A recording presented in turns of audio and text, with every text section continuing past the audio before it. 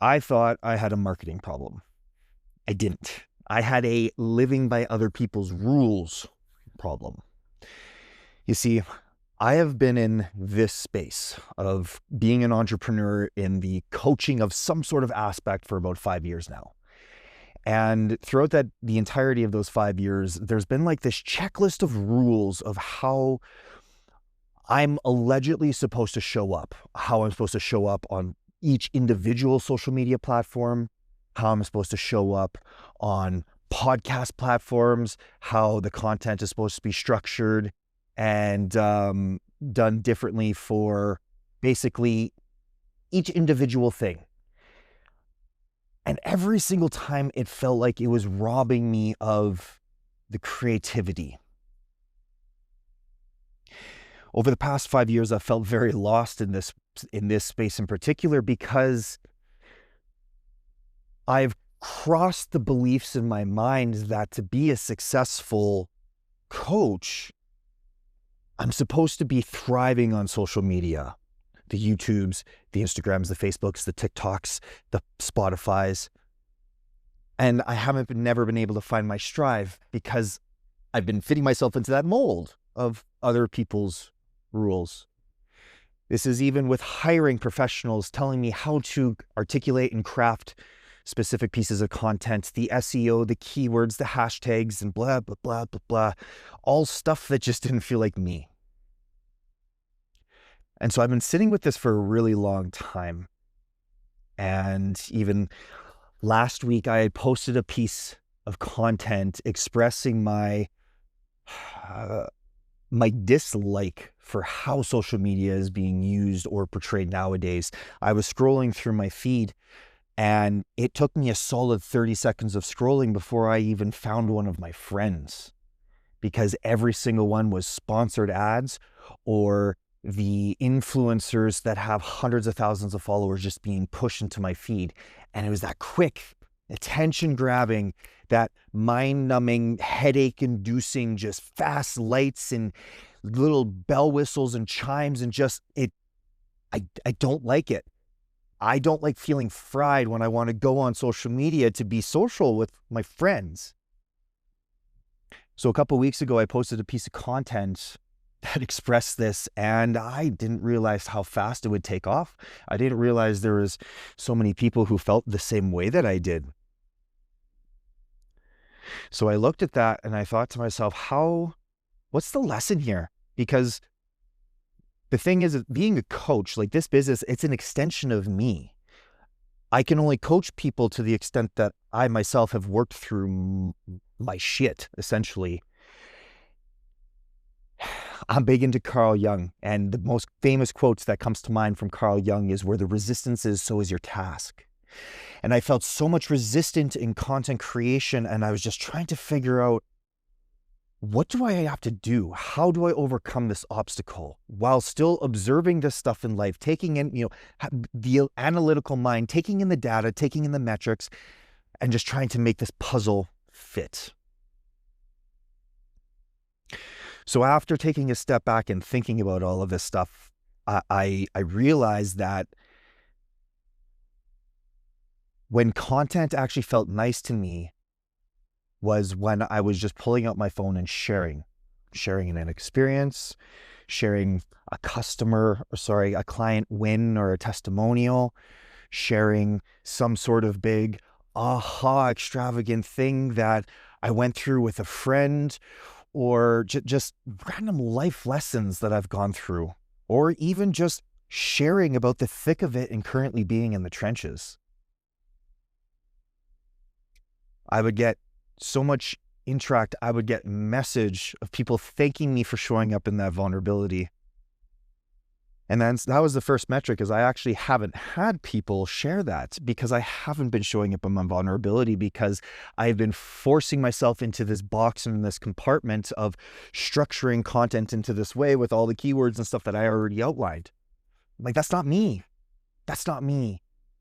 What I am is expressive and creative, to pull up a phone and just start recording because I feel inspiration, not because I have a time chunked out from my day, because this is how content creators are supposed to do this business to inhibit burnout, blah, blah, blah, blah, blah, blah, blah, and blow me. All these rules, this one size fits all, you got to do X if you want Y. Well, why can't there be more than one way to do it that actually works? Especially if a person has been trying and it just hasn't. A person trying to lose weight, consistently trying to stick to a ketogenic diet, but not getting results, maybe they need to change to a Mediterranean. This isn't about nutrition. This isn't about what's right or wrong. It's just simply the example is sometimes it's not the right piece to the puzzle. Not all diets are a one size fits all. Not all content creation is a one size fits all. And when I had this realization that just showing up to make content like this, raw, authentic, uncut, where I'm not fearing that I'm missing keywords, I realized that when I thought about going back to that, it felt naked. It made me feel naked. It made me feel vulnerable again because I haven't been used to exposing that part of myself.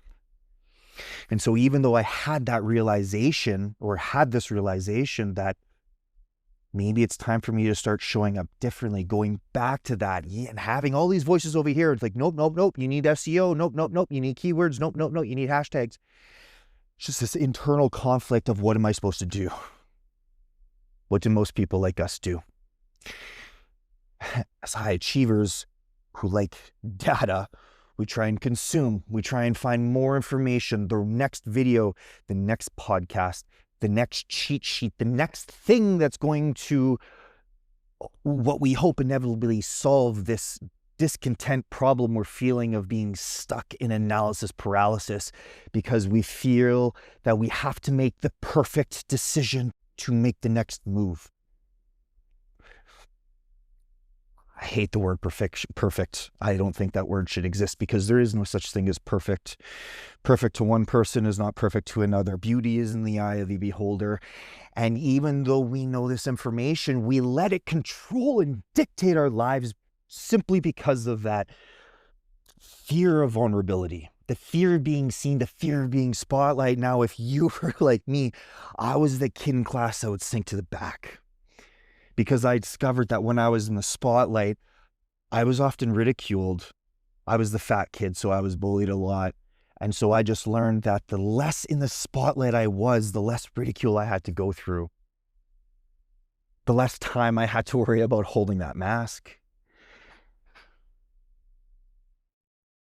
So even catching myself in trying to consume more, holding that pause on actually just putting up the damn phone and recording because I was afraid that I'm still not fitting into this pattern, this puzzle, this box.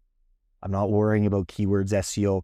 What are people going to think? How are people going to accept this pivot, this very unstructured pivot in my business? My mind goes a million miles an hour. A lot of things that I'm afraid, the judgments of people thinking I don't know what I'm talking about because my mind will just randomly go off on a tangent. There's always a very good reason that my mind's going on the tangent, but the tangent still happens. I always bring it back to the core. But as an observer, I watch and I see people's eyes glaze over. I see people not being captivated by my storytelling. So then I start telling myself the narrative that I'm not a good storyteller, thus creating this blockage or this obstacle that doesn't need to be there because I have 5 years of lived experience to be able to do this again.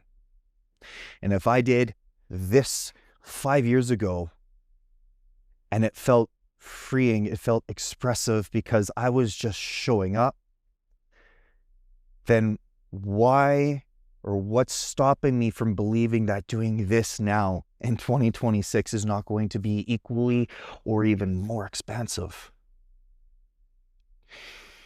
And as I'm sure you can tell, even in this conversation now, I do ramble, and it's because I have a lot of good thoughts. And I feel that a lot of the thoughts when they're on a particular topic such as this, sometimes they might not go together in order. But it's like I'm handing you my feeling is that I'm handing you a bunch of pieces of Lego. And even if you don't know how to use that piece of Lego now, you will when the time comes.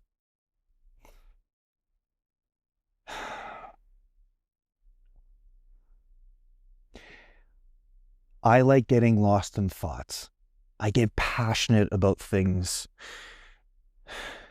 that just ignite my soul, helping people, speaking about ideas and concepts.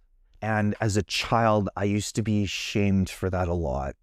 I used to get called a dictionary in a derogatory way because I had an answer for a lot of things, because I was one of those kids, oddly enough, that enjoyed researching in my free time. I would study things. I would learn about things. And it was never accepted by my peers. To show up raw and uncut, like none of this is going to be cut. This is just a one and done. I just started recording. To do this, it feels similar to me to stand up in front of a crowd of people and do a speech, because there's no takesies backsies. The reality is that the actions we take, the experiences that we have, the things we choose to do, they're only going to mean as much as we allow them to mean. So on the one side, I could live in that fear. I could live in the fear of putting out just a random, unpolished piece where this is me. This is what you're going to get. And if I vibe with you, great. And if not, that's okay too. So I can sit in the fear of being afraid of judgment because I'm not liked, or I can sit in the love and know that every single time I show up, like this isn't the epitome. Like this video is not going to dictate the rest of my life. This video is practice, which is allegedly what makes perfect, right?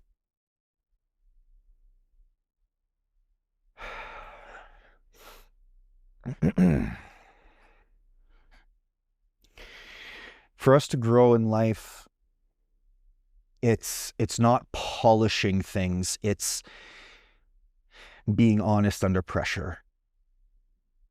When we're able to be honest under pressure, we then discover what we're truly made of. Because there's a lot of virtues that are underneath that umbrella of honesty. That includes integrity. That includes intention. So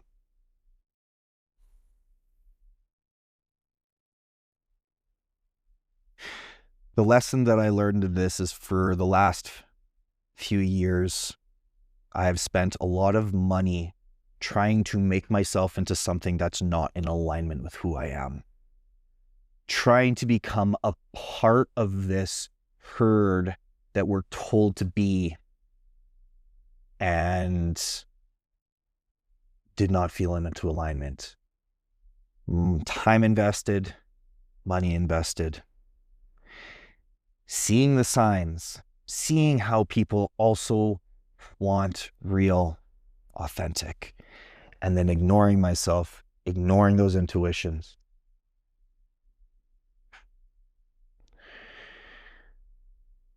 Even before sitting down to make this video, I worked it up in my head. And the reality is I could have turned this off and started recording again. I have as many takes as I want. But the reality is that if we want to change how we see ourselves, we have to start putting in the work to create the evidence for that belief to change. So if I want to change my fear and my relationship with my showing my authentic self, I got to show my authentic self. I have to put myself out there. I have to not fear the judgment. I have to not fear how my life is going to change to be able to handle any obstacles, failure, setbacks, successes, whatever. Because the problems that I'm solving in my life right now are the problems I chose. They're the problems that I asked for. And I have to keep reminding myself of that, because too often we get caught up in the why me. Why is this happening to me? And I was there less than a month ago. I was there. I was in a pit, but that's a story for another time. Where in your life are you following a script that isn't yours? And what is the script costing you? I just want you to think about that, because when we get used to running by a script in one area of life far too often, especially for us high performers, that script ends up moving into other areas of our life too. And this is where we get into problems of bringing our work home with us and then sitting and wondering, hey, why am I successful at work? Why do I have all these nice fancy toys, all these things, all these experiences, but my relationship with my wife or my girlfriend, spouse, partner, etc., is miserable? That's because she's not getting the real you. She's just getting the leftovers of what you have to offer after wearing your mask all day to perform. Yeah. So where are you following a script? Just think on that one. I just want you to think on that for the rest of the day and a couple days. Where are you showing up in your life inauthentically? And I'm going to give you a real straightforward self-reflection question for that. You just got to ask yourself, is this thing a fuck yes? Because if it's not, it's a hell no. There's no in between. There's no gray area. If I had a winning lottery ticket and I'm like, hey, here it is. You want it? You're going to obviously take it knowing it's a winning lottery ticket, right? Who wouldn't? I mean, that'd be just crazy if you didn't do that.